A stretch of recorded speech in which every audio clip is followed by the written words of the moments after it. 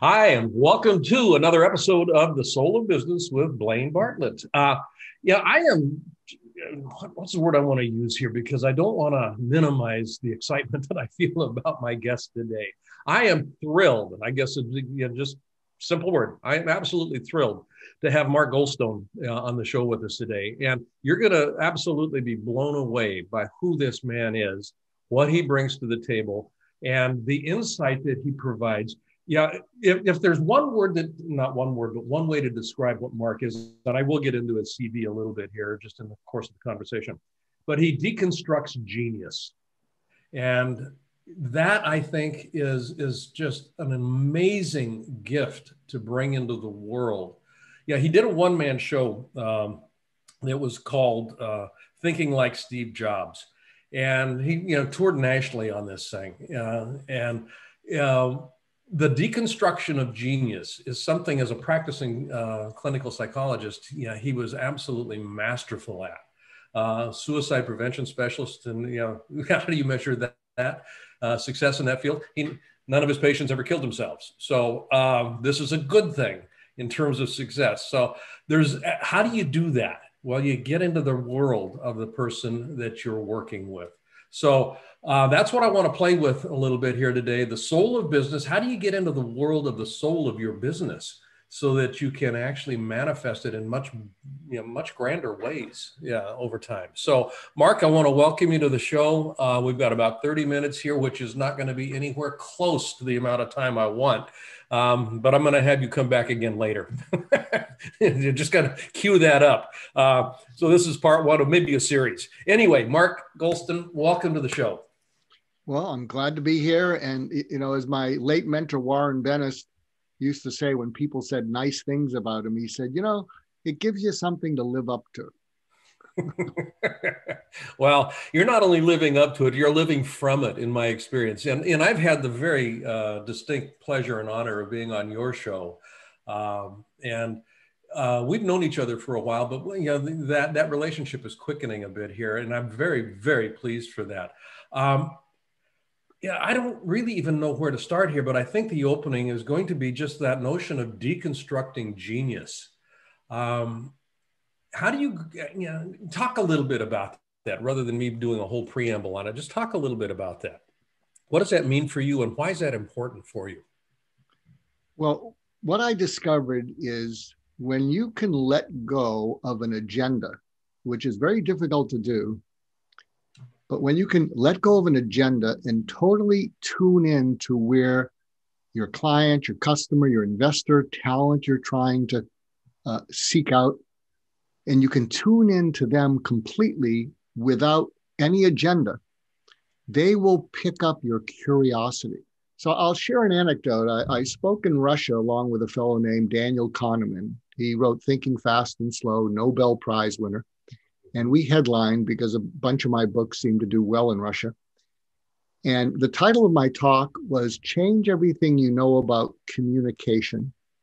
And what I said to the 1,000 Russian managers, leaders, I don't know, I guess some are entrepreneurs if they're not thrown in prison, and so see if you can picture this. And they're hearing my tone, but they're hearing me in Russian, but they hear my tone.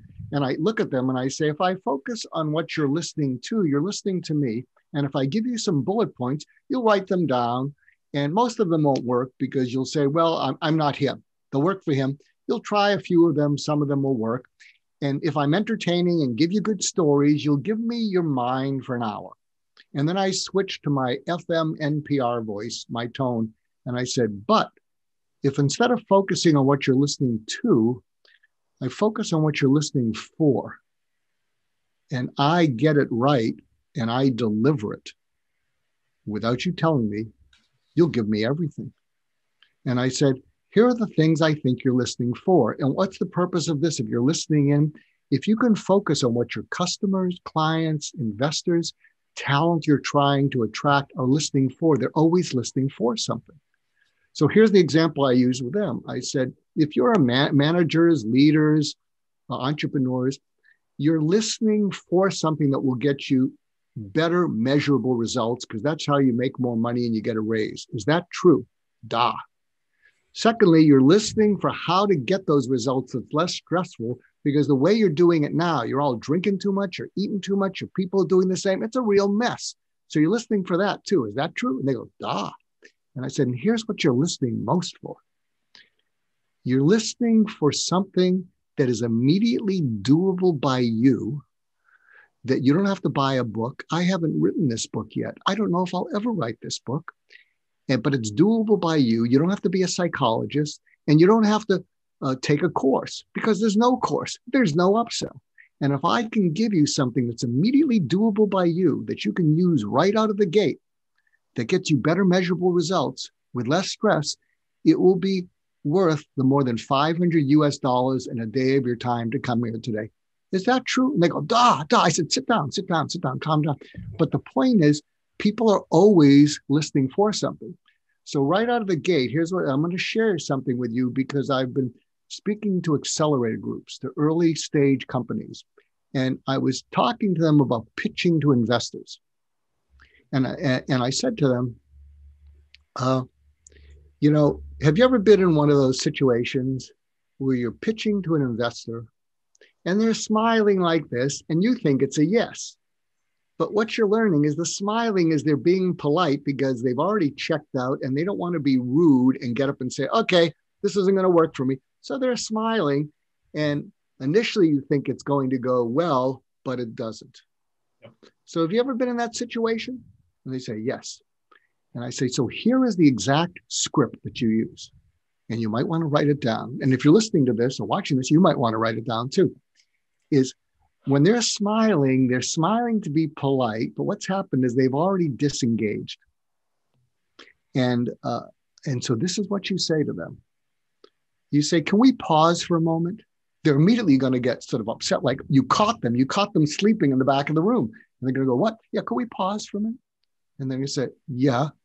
And then this is exactly what you say. I just put myself in your shoes and I just replayed our conversation up till now.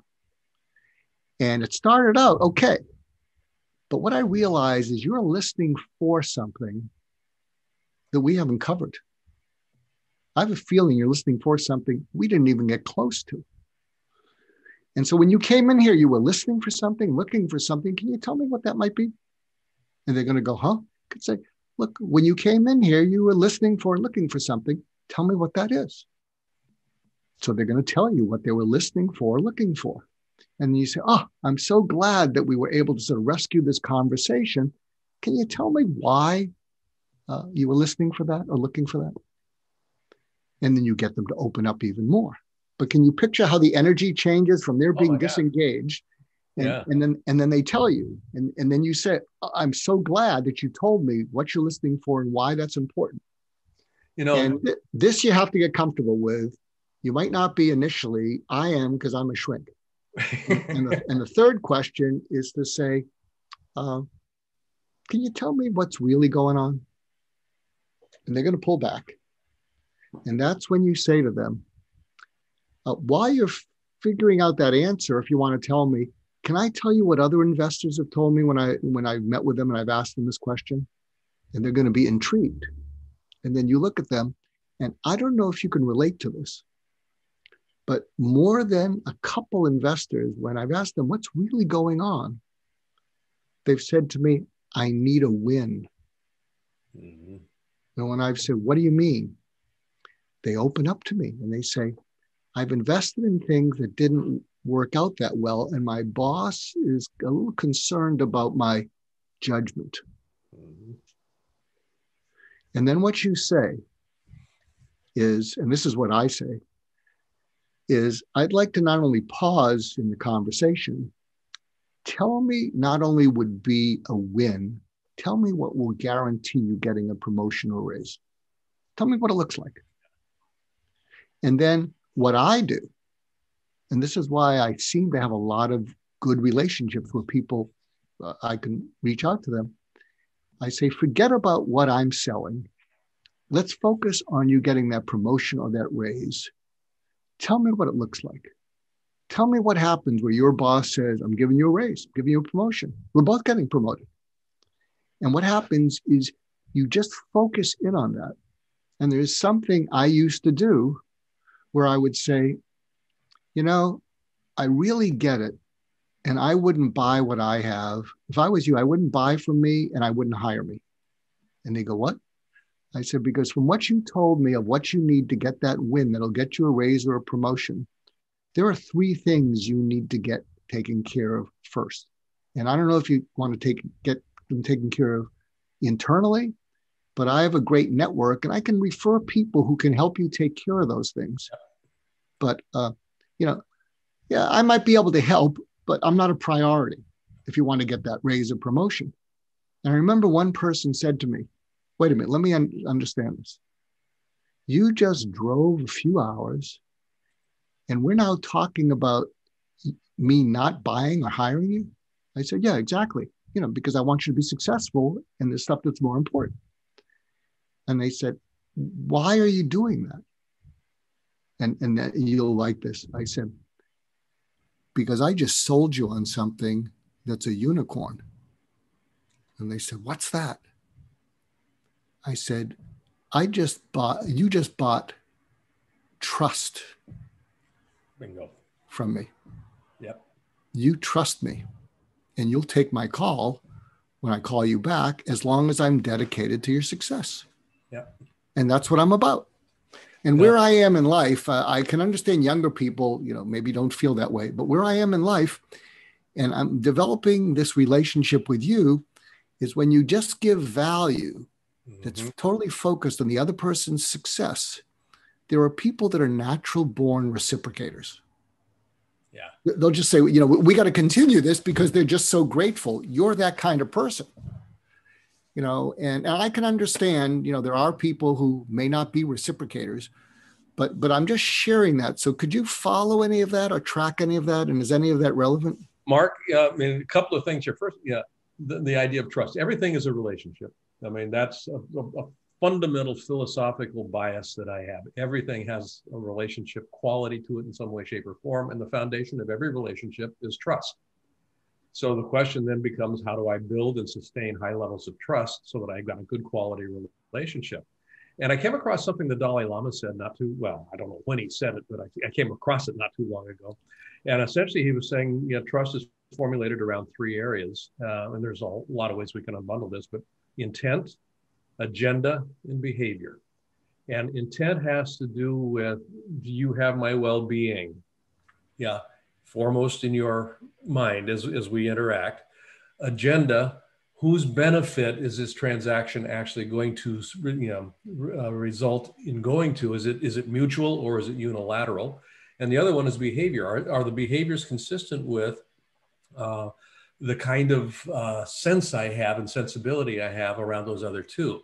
So there's an alignment component that comes into play. So, as you were talking about it, I was reflecting back on an event that happened. This is probably 35, 40 years ago, perhaps. I was doing a negotiation in Japan, with somebody that I had a pretty good relationship with. And they were selling some of our, as a licensee, they were selling some of the stuff that I had. And we had a little, we were doing, renegotiating the contract. And we were kind of at loggerheads, and we weren't moving very far, very fast. And it had been about 3 months where we'd just been kind of butting heads, not acrimoniously, but just no movement. And I remember sitting in his office, and it struck me that as long as we were both positioned, him on his side of the desk, me on my side of on my side of his desk, we weren't going to be able to move. And what we ended up doing, and I don't remember which one of us actually made the suggestion, but what we ended up doing was getting up out of our chairs and going over and sitting in the other person's chair and assuming that person's perspective in the negotiation. And we actually knew, so it's about stepping into their world, seeing their world in their way. And all of a sudden, his objections and his requests that I was feeling were becoming demands, all of a sudden they made sense to me. It's kind of like, well, of course, if I was him, I would feel the same way. Yeah, 3 months of loggerheads. In a half an hour, we had this thing resolved. And with no acrimony, both of us felt, like we'd won. Neither one of us felt like we gave up anything. I mean, it was just a fascinating experience, but it was about stepping into the other person's world. Well, it sounds like when you did that, you were able to immediately identify what he was listening for to get from the negotiation. Yeah, that was the trigger. That's what I was listening for. So I put myself in his shoes. What's he listening for here? And what's the world and the organization around that? So I love the way that you frame that. And one of the things that, again, I'm going to go back to kind of the soul of business. As an entrepreneur, as a business leader, what do you listen for in your organization to give you an indication that the organization is still alive and not running on autopilot? That's an interesting question, I think, can be explored. And you've done a lot of consulting with some fascinating organizations, some of the largest in the world. How do you keep them organized around that conversation? Because it is a conversation. Well, let me give you some other takeaways if you're a solopreneur or an entrepreneur. So I did this thinking like Steve Jobs. I think I'm going to do it thinking like Elon Musk, although he might come after me. And we're going to have a conversation about that. And he might hit me. He might hit me with a Tesla or a SpaceX thing. But this might help you frame it because I was able to look at the world through other people's eyes, and I did the Steve Jobs thing because this is what Steve Jobs sees. If you go on the internet and look up Xerox PARC, Steve Jobs, National Geographic. Xerox PARC, Steve Jobs, National Geographic, and it will take you to a video dramatization of Steve Jobs discovering the graphical user interface and the mouse at Xerox PARC. Yep. And if you look at the expression on his face, you will identify 4 phases. And this, by the way, is exactly what an Apple customer feels when they're lined up around the store when a new product used to come out. It's also what a Tesla customer feels who you don't have to sell, they're on a waiting list. And so if you can picture this, and I'll try and represent it. So in this 2-minute video, and this is really all you need to know, really to think like Steve Jobs. He's there at Xerox PARC, his arms are crossed because he's a bit of a know-it-all, and he's looking, and he sees the icons and the mouse. And you see he leans in and his eyes open up, and that's whoa, WHOA. I can't believe what I'm seeing. Or if it's your marketing material, your customer says, I can't believe what I'm reading or hearing. And then he says to the technician, can I try it? And he sits down and there's music, and he puts his finger on the mouse and the music raises up and he starts to sweat as he sees the screen. That's wow. So whoa is I can't believe what I'm seeing, hearing, or reading. Wow is this is astonishing, amazing, unbelievable. And you just sort of see it. And then the next part of that little video, Wozniak's there with him visiting Xerox PARC. He looks at Wozniak, who's kind of sort of a thinker. And so that phase is, And he looks at Wozniak, and Wozniak in the video says, when he looked at me, I said, they're not going back. They're not going back to typing. Yeah. As soon as they saw that. So the is, this is too good to ignore. And then at the end of the 2-minute video, Walter Isaacson, who wrote one of the books, said they didn't know what to do with this at Xerox PARC. But Steve Jobs took it back to Apple and created the Macintosh. And that's, yes, I see what I can do with it. Sold. So if you're listening in or watching this, look at your marketing materials. Yep. Put yourself, like Blaine said, in the shoes of your market. And are you creating whoa, wow, yes? Because if you're not, you're creating nah, no thanks, never mind, pass. So that's a part of how they think. And then I try to give up formulas that you can write down. And I'll tell you, whoa, wow, yes is a whoa, wow, yes, because I was meeting with David Wan, the CEO of all of Harvard Business Publishing. When I sat down with him, he took out a piece of paper, he wrote it down, whoa, wow, yes. He didn't even know what it was. I just did too. Yeah, you just did too. Yeah. I sat down with Art Kleiner at Strategy and Business. He did the same thing. So whoa, wow, yes is a whoa, wow, yes. Also, something to keep in mind, I'm also a believer in what I call experience near language. Experience near language is when you hear it, you feel it and understand it at the same moment.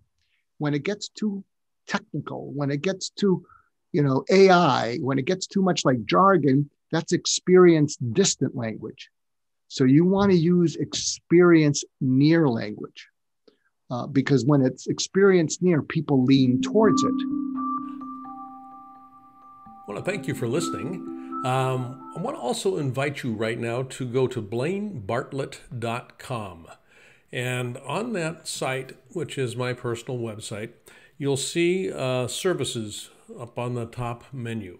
I'd like you to click on Leadership Mastermind.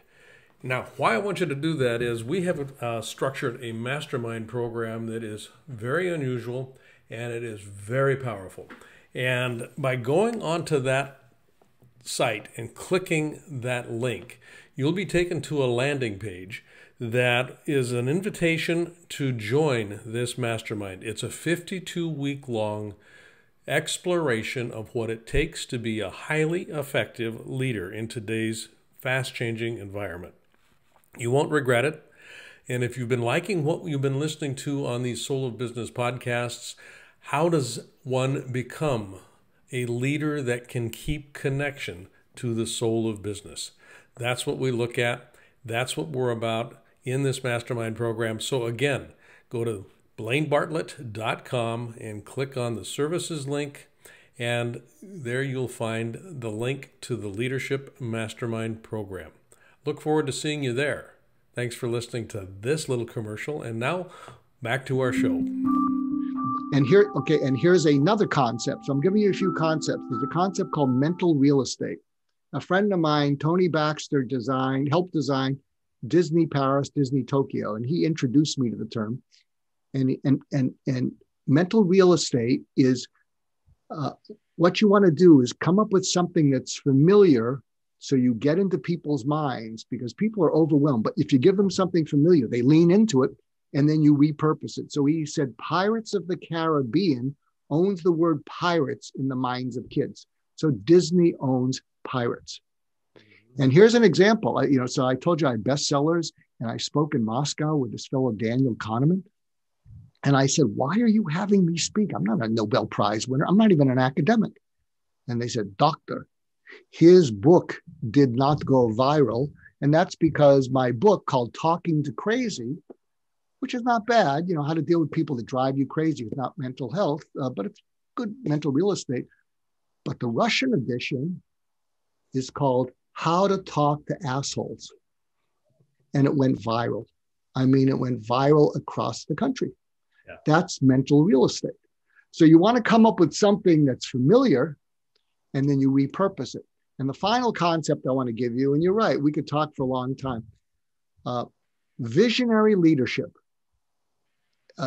uses the 3Ds. There's the 3Ds of visionary leadership. I just wrote an article for Newsweek's, I'm a founding member of the expert forum there. So this will be coming out in about a month. And it was the 3Ds of visionary leadership, which I'm giving you now. And the 3Ds are you define reality, you declare your intention, you decide strategy. See, those are experience near words. So what does define reality mean?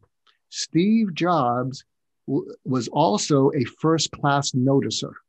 That's a term I learned from my late mentor, Warren Bennis. Be a first-class noticer. Noticing means you connect with whatever you're looking at or seeing, and it's much less, it's not passive like seeing, watching, or looking. When you notice, you connect. So Steve Jobs was a first-class noticer, and what he noticed and how he defined reality was, there's a lot of people who think computing is just for geeks. But one day, everybody's going to have a computer on their desk, and they're going to love it. So he defined reality. One day, people are going to have a computer, a personal computer. And then he declared his intention. There's also something you should look up. It's a funny little video. If you look up Vanity Fair, Johnny Ive, that's Jonyve, Yeah, the designer. and he talks about the biggest lesson that Steve Jobs taught him. And this has to do with declaring intention. It's about focus. And so Johnny Ive says, Steve Jobs was the most focused person. And he one day asked me, what does focus mean? And Johnny Ive in his British accent was fumbling around. And Steve Jobs told him, no, that's not what focus is. Focus is when you wake up in the morning and you come up with the best idea. I mean, every cell in your body loves it. It goes all the way to your DNA. You can taste it and you say no to it. Mm-hmm. He said, that's focus. That's intention.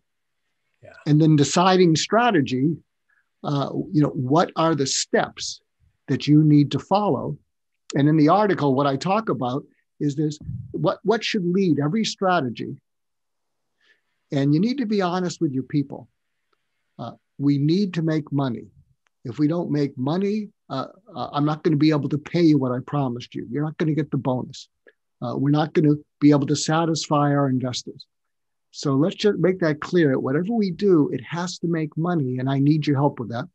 The second thing it needs to do is we need to create products, services that, yes, anybody who tries them. Yeah. They have to exceed everybody's high expectations.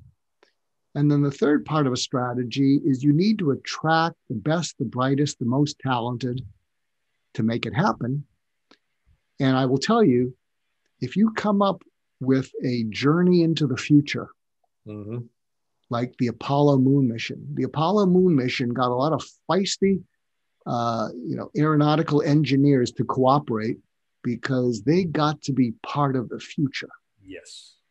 And so when you put those together, that should lead your strategy, and then you can figure out the other things. So define reality, declare your intention, decide strategy. Yep.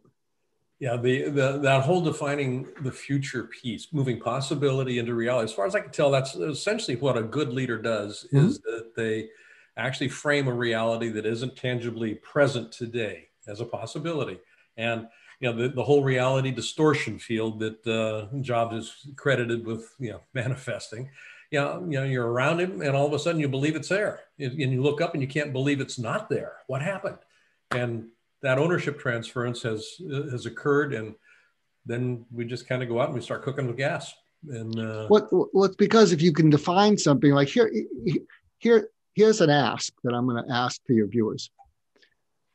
So my mission in life is to not only help all of you watching, but my mission is to prevent suicides in teenagers. Mm-hmm. In fact, it looks like I'm going to do a global Zoom call to EO. To people who are worried about a depressed teenager. Yeah.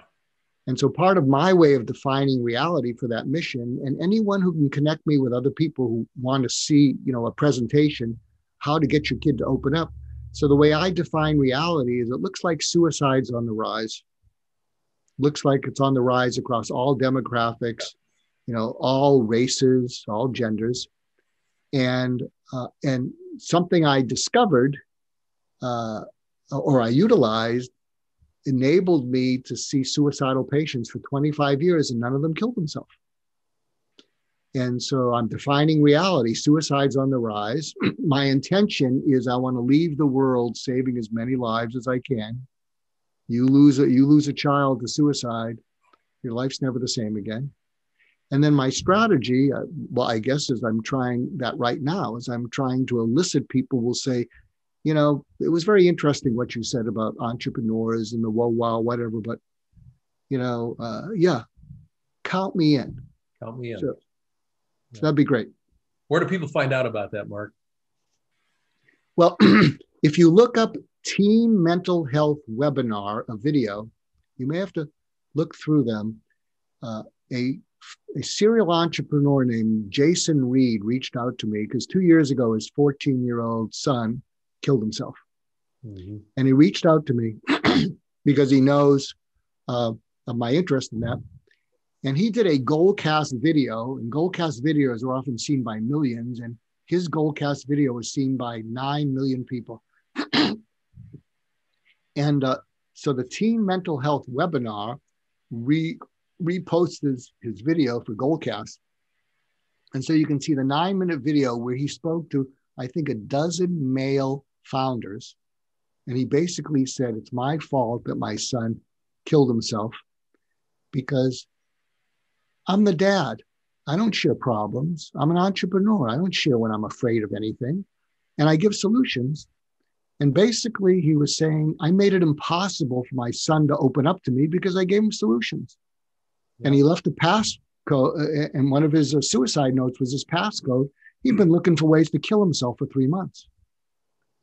And so it's a riveting 9 minutes, but then the next 25 minutes is a video of me giving tips to parents. You worried about one of your kids? This is how you get them to open up. So right. Teen Mental Health webinar, you'll find that. I also did a documentary called Stay Alive, an intimate conversation about suicide prevention, where I interviewed Kevin Hines, who jumped off the Golden Gate Bridge. And if you go to Truli, TRULI.com, Stay Alive, you can see the whole documentary. And there's a haunting music video that every time I watch it, maybe I just can relate to the pain inside people that I try to lessen. It just grabs you. Yeah. And then, of course, go to my website, markgoulston.com, because I'm always posting stuff that I'm up to and that I'm passionate about. Great. Folks, I hope you have been as impressed as I knew I was going to be in this conversation. And I use the word impressed, not in a light, facetious way at all. Mark, you are an absolute jewel. And I'd love to be able to call you friend. I truly do. And I look forward to deepening and quickening, what we're up to. And I am going to have you back on the show, kicking and screaming, one way or another. We'll get it scheduled. Because there's just so much richness and depth to what you bring. And I want to just thank you. You're a blessing. And I don't know where else to go from there. So I'm humbled to be in your presence right now. Thank you very much. And I mean that very sincerely. Well, Warren Bennis was one of my last mentors. And he used to give me some pretty good compliments. And I would get neurotic on him. He would give me a compliment and I'd say, oh, well, look, it was my pleasure. You don't have to say that. And he said, Mark, there's 2 words when someone gives you a compliment, and 2 words only. Thank you. Because if you go off on another tangent, the person's going to think you're high maintenance. You can't even accept a compliment. So what I will say to you simply is thank you. You're welcome. You're welcome. Okay. You've been listening to The Soul of Business with Blaine Bartlett. I am Blaine Bartlett. My guest today has been Mark Goulston, Dr. Mark Goulston. And you can find out more about what I'm up to at blainebartlett.com, all of that good kind of stuff. So until next time, thank you for listening, and we'll see you on the next episode.